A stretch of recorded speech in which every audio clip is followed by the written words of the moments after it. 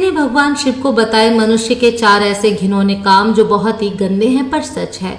एक बार एक वफादार कुत्ते की मृत्यु हो जाती है और वह भगवान शिव के दरबार में पहुंच जाता है। भगवान शिव ने उस कुत्ते से कहा, हे स्वान, तुमने कुत्ते के शरीर में होते हुए भी कभी किसी को नहीं सताया, हमेशा मालिक की वफादारी की, और जो वफादार होते हैं वे मुझे अत्यंत ही प्रिय होते हैं। मैं चाहता हूँ कि अब की बार मैं तुम्हें मनुष्य के रूप में पृथ्वी लोक पर भेजूं, जिससे तुम मनुष्य के रूप में पृथ्वी पर सुख भोग सको, क्योंकि मनुष्य योनि ही सबसे श्रेष्ठ है, जिसे पाने के लिए देवता भी तरसते हैं।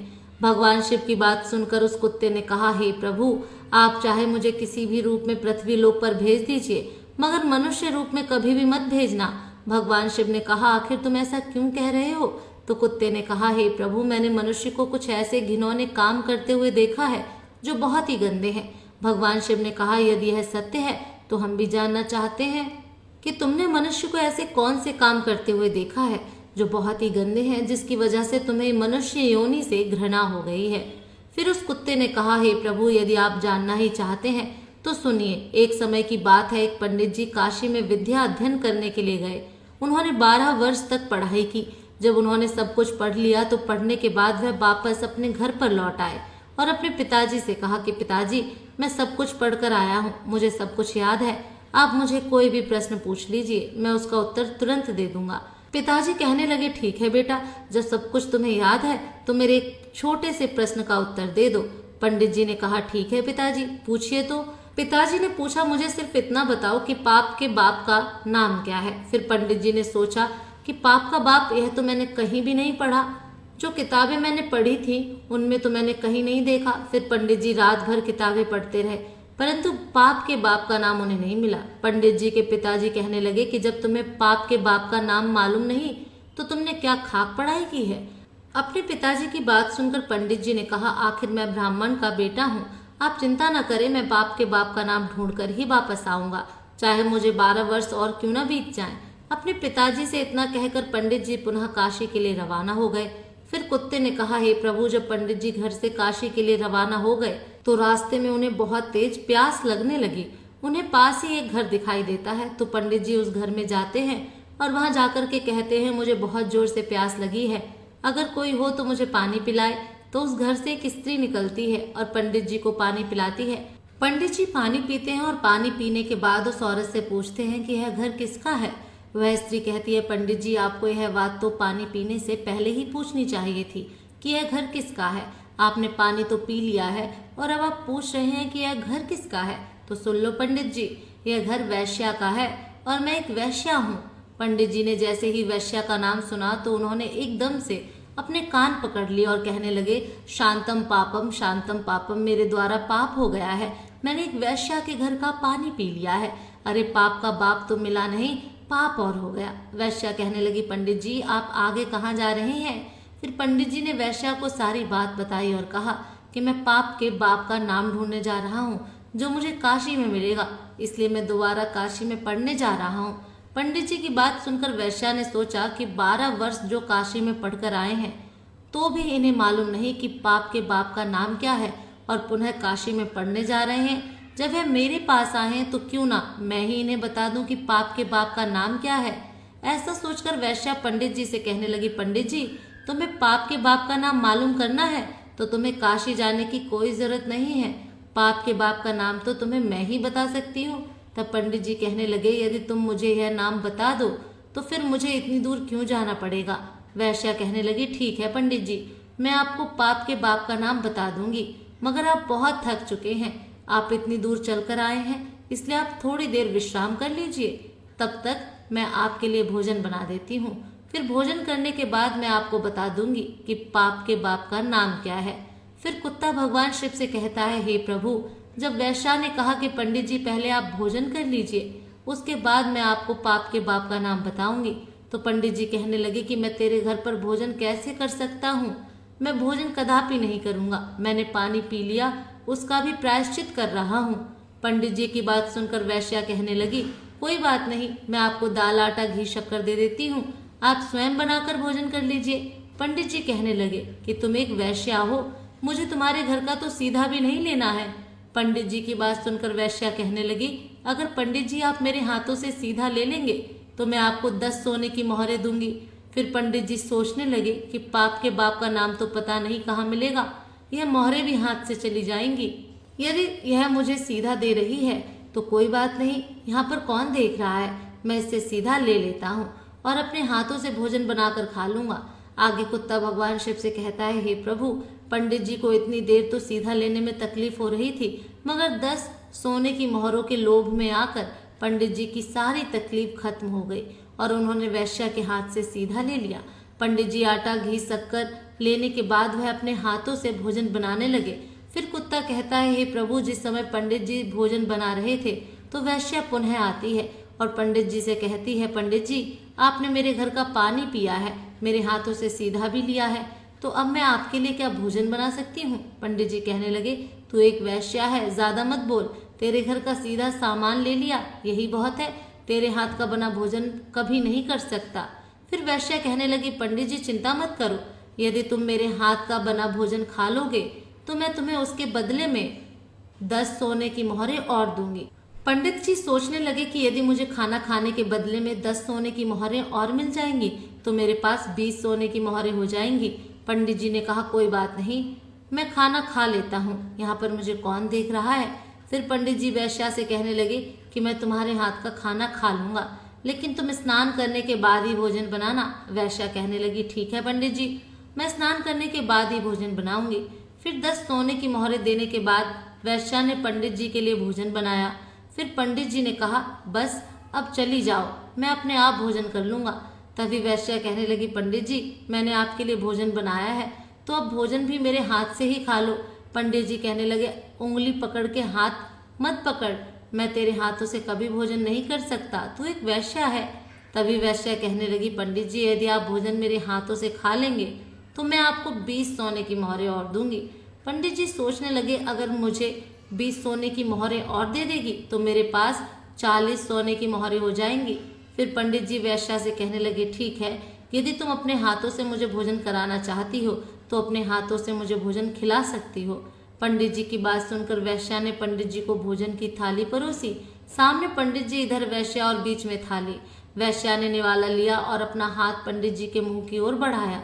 वहीं पंडित जी ने भी वैश्या के हाथ से निवाला लेने के लिए अपना मुंह खोला। जैसे ही पंडित जी निवाला लेने वाले थे तभी वैश्या ने पंडित जी के गाल पर एक जोरदार थप्पड़ मारा। फिर पंडित जी आग बबूला हो गए और कहने लगे, तेरी इतनी हिम्मत, तू एक वैश्या होकर पंडित को थप्पड़ मारती है। तभी वैश्या कहने लगी, पंडित जी, मैंने कोई अपराध नहीं किया है, अपराध तो आपने किया है। वैश्या ने पूछा, आप मेरे घर का पानी पीते हैं? पंडित जी ने कहा, नहीं। वैश्या ने कहा, आप मेरे घर का सीधा लेते हैं, आप मेरे हाथ से बनाया भोजन करते हैं और आप मेरे हाथों से भोजन भी करते हैं। जब आप एक वैश्या के यहाँ पर कोई काम नहीं कर सकते तो फिर क्या आप यह सब करने के लिए तैयार क्यों हुए? पंडित जी कहने लगे, तेरे प्रेम के कारण। तो वैश्या कहने लगी, प्रेम के कारण नहीं, यूं कहिए लोभ के कारण। आपको 40 सोने की मोहरें दिखाई दे रही थी, इसलिए आप मेरे घर का खाना खाने को तैयार हुए, मेरे हाथों से खाने को भी तैयार हुए। वैश्या की बात सुनकर पंडित जी की आंखें खुल गईं और वैश्या के चरणों में गिरकर पंडित जी कहने लगे, आप कोई वैश्या नहीं है, आप मेरी गुरु हैं, क्योंकि 12 वर्ष तक काशी में पढ़ने के बाद भी मैं आज तक नहीं जान सका कि पाप का बाप कौन होता है, और आपने मुझे 1 मिनट में बता दिया कि पाप का बाप कौन है। अब मैं समझ गया कि पाप का बाप लोभ होता है और मनुष्य को कभी भी लोभ नहीं करना चाहिए। वैश्या कहने लगी, पंडित जी, लोभ के कारण इंसान कितना नीचे गिर सकता है, यह सब आपने ठीक से समझ लिया। कुत्ता कहता है, हे प्रभु, इसीलिए मनुष्य जाति से घृणा है, क्योंकि मनुष्य लोभ में आकर कितना भी बड़ा नीच कर्म कर सकता है। हे प्रभु, अब मैं आपको बताता हूँ कि मनुष्य भरोसे के काबिल भी नहीं होता, वह अपने स्वार्थ के लिए अपनों का ही खून कर देता है। फिर भगवान शिव कहने लगे, वह कैसे? तो कुत्ता कहता है, हे प्रभु, मैं बताता हूँ। एक बार की बात है, एक शहर में एक बहुत ही धनवान व्यापारी रहता था। उसके पास मेरे जैसा ही एक वफादार पालतू कुत्ता था। अचानक वह धनी व्यापारी बहुत ही गरीब हो गया और उसे अपने कुत्ते को छोड़ना पड़ा। उसने अपने एक साथी व्यापारी के पास अपने कुत्ते को गिरवी रखकर 10,000 रुपए का कर्ज लिया और उसने एक नया काम शुरू किया। और उसने अपने साथी व्यापारी से कहा कि जब तक मैं आपके 10,000 रुपए नहीं चुका देता तब तक मेरा वफादार कुत्ता आपके पास गिरवी रहेगा और जिस दिन मैं 10,000 रुपये चुका दूंगा मैं अपने कुत्ते को वापस ले जाऊंगा। ऐसा कहकर वह व्यापारी वहां से चला जाता है। वहीं कुछ समय के बाद उसके साथ ही व्यापारी की दुकान में चोरी हो गई और चोर उसका सारा सामान चुरा कर ले गए। वहीं उस वफादार कुत्ते को पता चला कि दुकान में चोरी हो गई तो वह कुत्ता चोरों के पीछे पीछे गया और उसने वह जगह देख ली जहां पर चोरों ने चोरी का सामान छुपाया था। फिर जगह देखने के बाद वह कुत्ता दुकान पर वापस आ गया। फिर सुबह जब व्यापारी सोकर उठा और अपनी दुकान खाली देखी तो वह एकदम से रो पड़ा। वहीं साथ में उसके घर वाले भी रोने लगे। व्यापारी तो बिल्कुल पागल सा हो गया क्योंकि उसकी दुकान का सारा सामान चोरी हो चुका था। लेकिन उधर वह कुत्ता बार बार मालिक का पजामा खींचता हुआ घर के दरवाजे की तरफ भागता रहा, जैसे वह कुत्ता उसके मालिक को घर के बाहर ले जाना चाहता हो। आखिर उसके मालिक के एक दोस्त ने उसको सलाह दी कि लगता है कि यह कुत्ता चुराई हुई चीज के बारे में कुछ जानता है, इसलिए आपको बार बार पकड़कर खींच रहा है। हमें कुत्ते के साथ इसके पीछे पीछे चलना चाहिए। फिर ऐसा सोचकर व्यापारी उस कुत्ते के पीछे पीछे चला गया। वह कुत्ता उस व्यापारी को उसी स्थान पर ले गया जहां पर उन चोरों ने उसका सामान छिपा रखा था। फिर उस जगह पर जाने के बाद उस कुत्ते ने जमीन खोदनी शुरू की और भौंकना शुरू किया और यह बताने की कोशिश की कि सामान यहाँ नीचे छुपा हुआ है। फिर व्यापारी और उसके दोस्तों ने वहां पर जमीन खोदी और अपना सारा सामान पा लिया। उसमें कोई भी चीज खोई हुई नहीं थी, सब सामान वैसे का वैसा ही मिल गया। व्यापारी अपना सब सामान पाकर बहुत खुश हुआ और घर आकर उसने कुत्ते के कान में कुछ लिखकर एक कागज लपेटा और उसके पुराने मालिक के पास भेज दिया। उसने उस कागज में लिखा था कि उसका कुत्ता बहुत वफादार है और कुत्ते की वफादारी की वजह से जो 10,000 रुपए का कर्ज तुमने लिया था मैं उसको माफ करता हूँ, क्योंकि तुम्हारे कुत्ते की वफादारी की वजह से ही मेरी दुकान का चोरी हुआ सारा सामान मुझे वापस मिल गया। इसलिए मैं आज तुम्हारे वफादार कुत्ते को अपने यहाँ से आजाद करता हूँ और इनाम के तौर पर 10,000 रुपए और कुत्ते के साथ भेजता हूँ। वह कुत्ता भी बहुत खुश हुआ कि आज मैं अपने मालिक के पास जाऊंगा। जब मेरे मालिक मेरी वफादारी की चर्चा सुनेंगे तो एकदम से खुशी से नाच उठेंगे। वहीं व्यापारी ने जब अपने कुत्ते को वापस आते हुए देखा तो उसने सोचा लगता है मेरा दोस्त अपना पैसा वापस मांग रहा है, इसीलिए उसने मेरे कुत्ते को मेरे पास भेजा है। मेरे पास अभी भी पैसे नहीं है, अभी तो मैं अपने नुकसान की भरपाई भी नहीं कर पाया हूँ, इसलिए मैं ऐसा करता हूँ कि मेरे घर का पता केवल इस कुत्ते को ही पता है, इसलिए मैं इस कुत्ते को ही मार दूंगा। तो फिर वह व्यापारी मेरे घर तक अपना कर्ज लेने के लिए कभी नहीं पहुंच पाएगा। ऐसा सोचकर वह व्यापारी अपने वफादार कुत्ते की तरफ तलवार लेकर दौड़ता है और कुत्ते की गर्दन को काट देता है, जिससे वह कुत्ता वहीं पर मर जाता है। कुत्ते के मर जाने के बाद कुत्ते के कान से एक कागज नीचे गिरता है। उस कागज को पढ़कर उस व्यापारी को बहुत बड़ा दुख होता है। कुत्ता कहता है, हे प्रभु, मैं इसीलिए मनुष्य जाति से घृणा करता हूँ कि मनुष्य अपने स्वार्थ के लिए किसी भी हद तक गिर सकता है। वह अपने स्वार्थ में आकर अपनों का ही खून कर देता है। कुत्ता फिर आगे कहता है, हे प्रभु, मैंने जो भी घटनाएं और देखी हैं मैं उनको संक्षेप में आपको बताता हूँ। हे प्रभु, मनुष्य विश्वासघाती होता है, लालची होता है, स्वार्थी होता है, चरित्रहीन होता है, जो अपनी स्त्री होते हुए भी पराई स्त्री के चक्कर में फंसा रहता है, अतिथि का अनादर करने वाला होता है, स्त्रियों का अपमान करने वाला होता है, निर्दोष को दोष देने वाला होता है। अतः मैं कह सकता हूँ कि मनुष्य वह सारे नीच कर्म करता है जो नर्क के द्वार खोलते हैं। फिर भगवान शिव कहते हैं, हे स्वान, तुम ठीक कहते हो, परंतु सभी मनुष्य एक जैसे नहीं होते। अब मैं तुम्हें एक छोटी सी कहानी सुनाता हूँ। एक समय की बात है, एक बहुत ही बलवान और दानी राजा था जो अपने राज्य के गरीब लोगों को सोना दान करता था।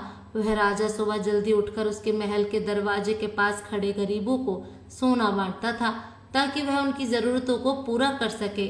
भगवान शिव आगे कहते हैं, स्वान, एक रात एक किसान राजा के महल के पास आया और दीवार से चिपक कर छुप गया। उस किसान ने सोचा कि वह रात भर महल के दरवाजे के पास रहेगा और फिर सुबह राजा से सोना पाने के लिए लाइन में सबसे आगे लग जाएगा, क्योंकि किसान ने सोचा अगर वह सबसे पहले जाएगा तो राजा उसको सबसे ज्यादा सोना देगा और फिर उसकी गरीबी मिट जाएगी। लेकिन जब राजा के महल के एक चौकीदार ने उस किसान को रात्रि को महल के दरवाजे के पास में छुपा हुआ देखा तो चौकीदार ने सोचा कि यह कोई चोर है जो राजा के महल में रात को चोरी करने के लिए आया है। ऐसा सोचकर उस चौकीदार ने उस किसान को पकड़ लिया और उसे महल के नीचे कैद खाने में बंद कर दिया। फिर अगली सुबह पिछली रात का किस्सा सुनकर राजा ने कैद खाने में बंद किसान से बात करने की ठानी। फिर राजा ने उस कैद खाने में प्रवेश किया और उस किसान से पूछा, तुम मेरे महल में चोरी क्यों करना चाहते थे, जबकि तुम्हें अपने आप को भोजन और कपड़े दिलवाने के लिए सिर्फ मुझसे सोना मांगना था। क्या तुम्हें पता नहीं कि मैं तुम्हें यह सोना खुशी से दान कर देता। राजा की बात सुनकर वह गरीब किसान कहने लगा, हे राजन, मैं कोई चोर नहीं हूँ, मैं एक किसान हूँ जो बुरे समय से गुजर रहा हूँ और मुझे पैसों की जरूरत है। मैं एक जमाने में एक अच्छा व्यापारी था जो बहुत दान पुण्य करता था, लेकिन फिर अकाल पड़ गया और चोरों ने मेरे मवेशियों को चुरा लिया। किसान आगे कहता है, हे महाराज, मैं आपके महल में चोरी करने नहीं आया था। मैं रात में तो इसलिए आया था कि किसी तरह सुबह सबसे पहले मैं लाइन में लग जाऊंगा और जब आप सोना बांटोगे तो सबसे पहले मुझे मिल जाएगा। महाराज, मैं जो भी कह रहा हूँ वह सच कह रहा हूँ। किसान की बात राजा के दिल को छू गई और उसने अपने सिपाहियों को उस किसान को कैद खाने से छोड़ने का हुक्म दिया। फिर राजा ने उस किसान को 50 सोने की मोहरें दी जिससे वह अपनी जिंदगी बना सके। फिर किसान ने राजा को धन्यवाद दिया और अपना सोना लेकर अपने घर चला गया। लेकिन किसान उन 50 सोने की मोहरों से भी संतुष्ट नहीं था। हर रात को वह महल के दरवाजे के पास इंतजार करता था और हर रात को महल के दरवाजे के पास आकर सुबह होने का इंतजार करता था और हर सुबह राजा आता था और उसे 20 सोने की मोहरें प्रदान करता था। इस प्रकार 20 सोने की मोहरें वह कई दिनों तक प्राप्त करता रहा। आखिरकार राजा ने किसान से एक दिन पूछ ही लिया कि जब मैंने तुम्हें इतना सारा सोना दिया है तो तुम रोजाना मेरे महल में क्यों आते हो, क्योंकि मैं जानता हूँ कि मैं तुम्हें इतना सोना दे चुका हूँ कि अब तुम गरीब या भूखे नहीं हो। फिर किसान कहता है, हे महाराज, मैं आपके जैसा बनना चाहता हूँ। राजा कहने लगा, यदि तुम मेरे जैसा बन जाओगे तो क्या तुम इस राज्य के गरीबों की मदद करोगे। किसान ने कहा, हे राजन, यदि मैं आप जैसा बन जाऊंगा तो मैं इस राज्य की गरीबी को मिटा दूंगा। उस किसान की बातों से प्रभावित होकर राजा ने अपना आधा राज्य उस किसान को दे दिया और उसे आधा धन भी दे दिया। फिर राजा ने कहा, लेकिन तुम्हें वादा करना होगा कि तुम हमेशा उन लोगों की मदद करोगे जिन्हें तुम्हारी मदद की जरूरत होगी। फिर किसान ने राजा की बात मान ली और राजा ने अपना आधा राज्य और आधा धन उस किसान को दे दिया। भगवान शिव कहते हैं, हे स्वान, इस प्रकार कई साल गुजर गए और वह किसान बहुत धनवान हो गया। उसने राजा के द्वारा प्राप्त धन में बहुत सारा धन एकत्रित कर लिया और फिर उस राजा से भी ज्यादा उस राज्य के गरीबों में वह धन को बांटने लगा। फिर राजा किसान के बारे में यह सुनकर बहुत खुश हुआ कि वह गरीबों की मदद करता है। उसे पता था कि दूसरों को देने में ही दुनिया का सबसे बड़ा सुख है और किसान ने भी यही सबक अच्छी तरह से सीख लिया था कि वह भी अपना धन और अपनी खुशियां दूसरों के साथ बांटेगा। फिर किसान और राजा ने दोनों ने मिलकर अपने राज्य से पूरी तरह गरीबी का अंत कर दिया और प्रजा सुखपूर्वक जीवन जीने लगी। फिर भगवान शिव कहते हैं, हे स्वान, इस कहानी से साफ हो जाता है कि संसार में सारे मनुष्य एक जैसे नहीं होते। जो जैसा कर्म करता है उसे वैसा ही फल प्राप्त होता है। फिर कुत्ता बोला, ठीक है प्रभु, आप मुझे जो भी रूप देंगे वह मुझे स्वीकार होगा। फिर भगवान शिव ने उस कुत्ते को मनुष्य रूप में पृथ्वी पर भेजा और उसने धर्म के मार्ग पर चलकर मोक्ष की प्राप्ति की।